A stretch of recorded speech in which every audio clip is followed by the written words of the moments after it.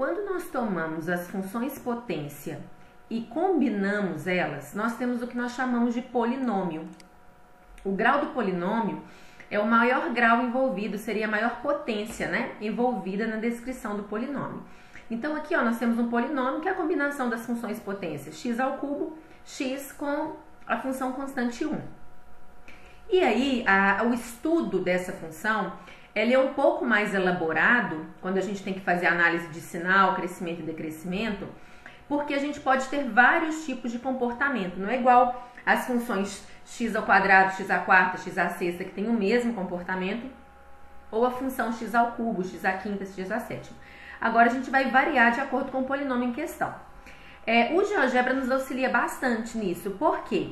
Por exemplo, cálculo de raiz em função acima de grau 2, em polinômios acima de grau 2, já não é tão fácil. Existem alguns algoritmos, né, como Brio-Ruffini, alguns teoremas da álgebra que pegam os divisores desse termo sem a constante x, né, desse valor 1 aqui, que no caso seria só o 1 mesmo, para tentar determinar essas raízes. Mas nós vamos pedir ajuda ao GeoGebra para esse tipo de coisa, ok?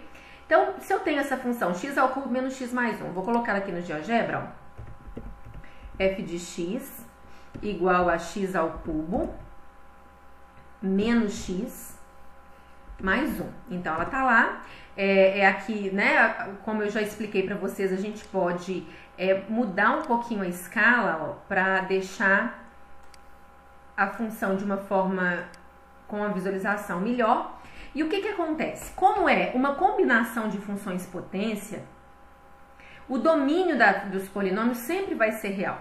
A imagem, você precisa fazer uma análise do gráfico para verificar se a imagem vai ser todo o eixo real do y ou se você vai ter sua função restrita a um intervalo só.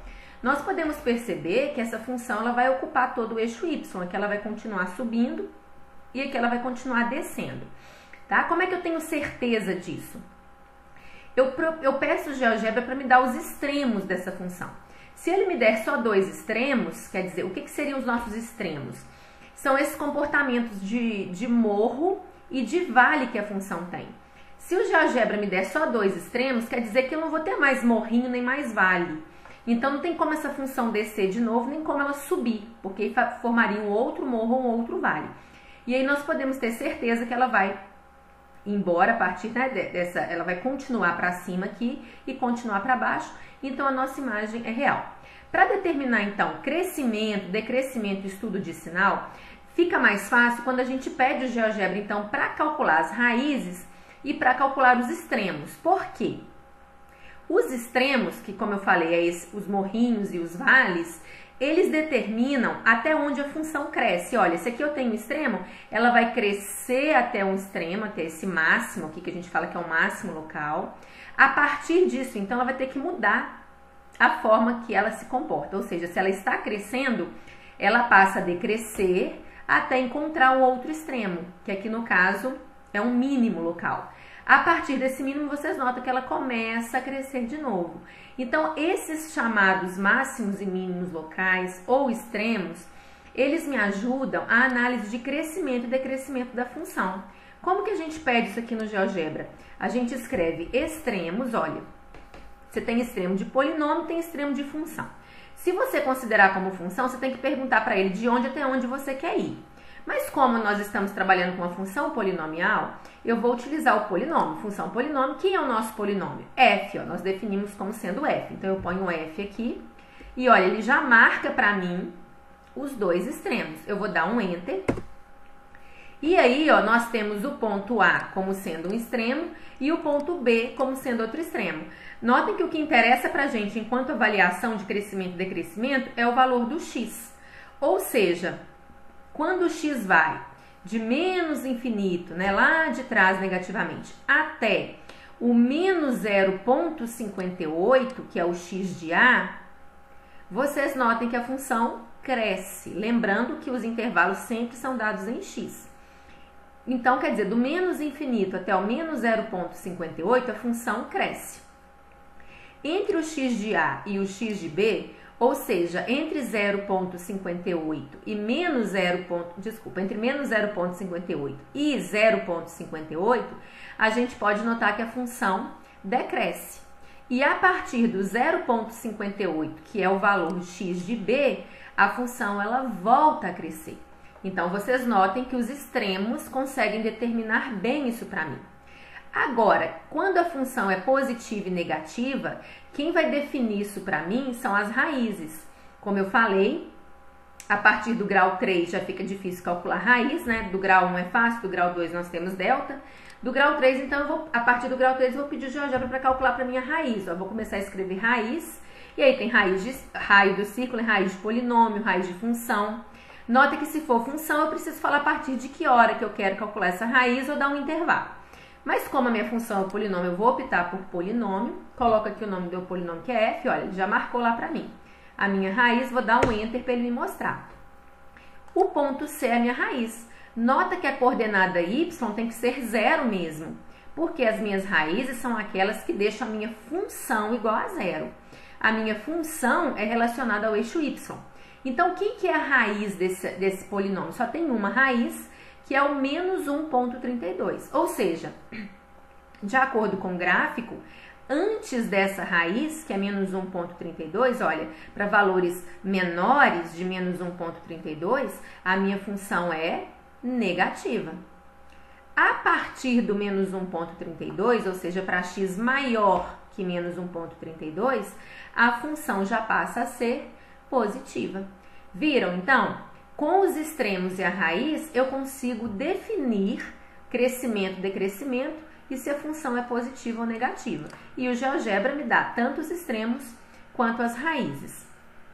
Vou fazer rapidamente para esse polinômio aqui, porque ele tem mais raízes. Eu vou esconder esses pontos, é só clicar em cima aqui, ó. E agora eu vou definir, não vou chamar de f. Deixa eu mudar o nome dessa daqui, para outra continuar sendo f. Vou chamar essa aqui de g, tá?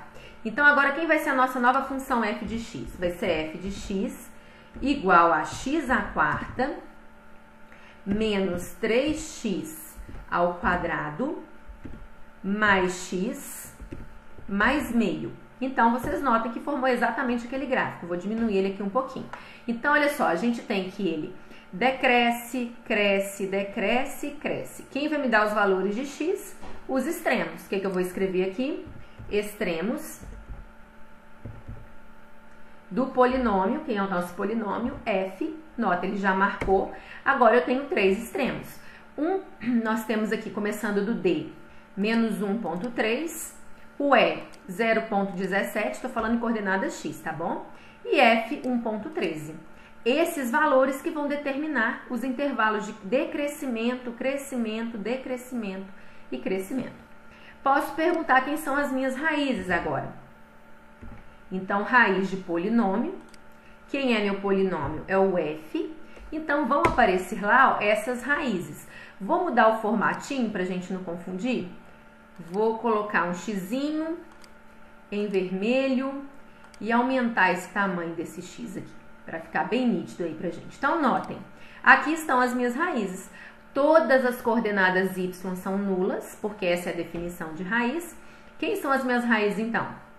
Menos 1,84, menos 0,28, 0,68 e 1,44. Note que entre as raízes, a função sempre vai ser ou positiva ou negativa. Porque nas raízes, a minha função é 0. E 0, ele marca a mudança do positivo para o negativo.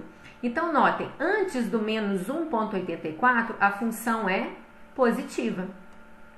Entre menos 1,84 e menos 0,28, a função é negativa. Entre menos 0,28 e 0,68, a função é positiva. Entre 0,68 e 1,44, ela é negativa. E a partir de 1,44, a minha função é positiva, ok? Mais um exemplo aí de como as raízes e os extremos vão determinar a nossa análise de função, só que agora usando o GeoGebra, né?